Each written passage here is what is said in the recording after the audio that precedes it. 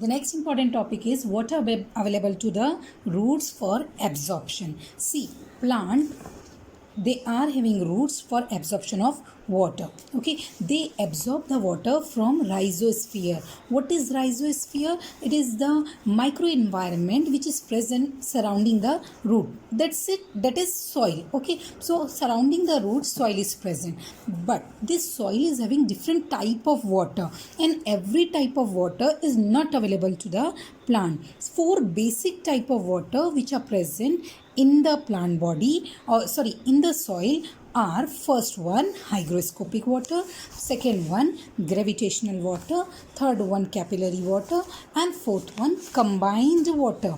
Okay, now for one by one we will see what is meant by each one of this. Okay, so first one is hygroscopic water.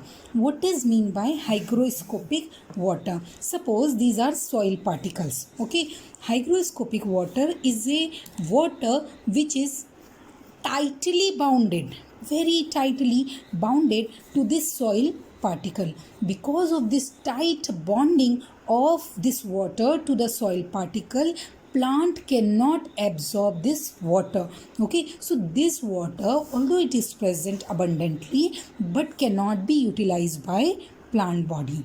Okay, now next type of water is gravitational water. What is mean by gravitational water? See, in between the soil particles there are spaces present, and when abundant water is present, this, because of this spaces, this water enter into deep into the soil. When it enters deep into the soil, because of gravitational force, it reaches the water table. Because it is reaching the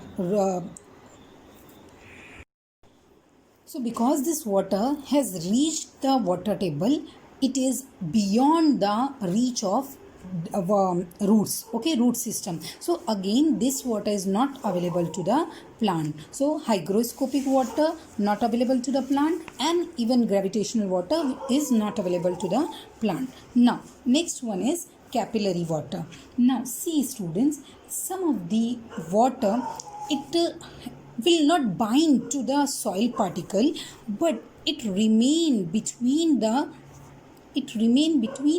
soil particles. Okay, very small fine spaces are present between the soil, and these fine spaces are called as capillary spaces. The water which is present in these fine spaces, in tube like very small spaces, are called as capillary spaces.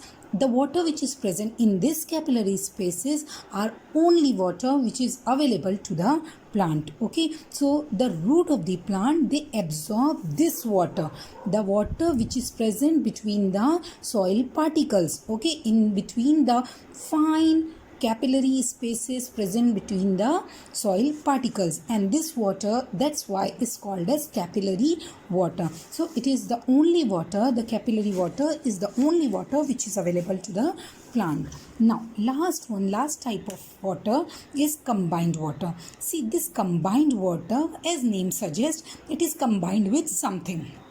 Okay, so along with the water, soil is having various type of nutrients. Okay, so silicon, aluminium, different type of metal, non-metals are present in the soil. Okay, so if the water is present in the form of their hydroxide, for example silica, or aluminium hydroxide or silica hydroxide, so this water won't be available to the plant. So basically there are four type of water. First one is hygroscopic, which is not available to the plant. Second one is capillary water, which is available to the plant. Third one is gravitational water, again not available to the plant. And fourth type is combined water, which is again not available to the plant.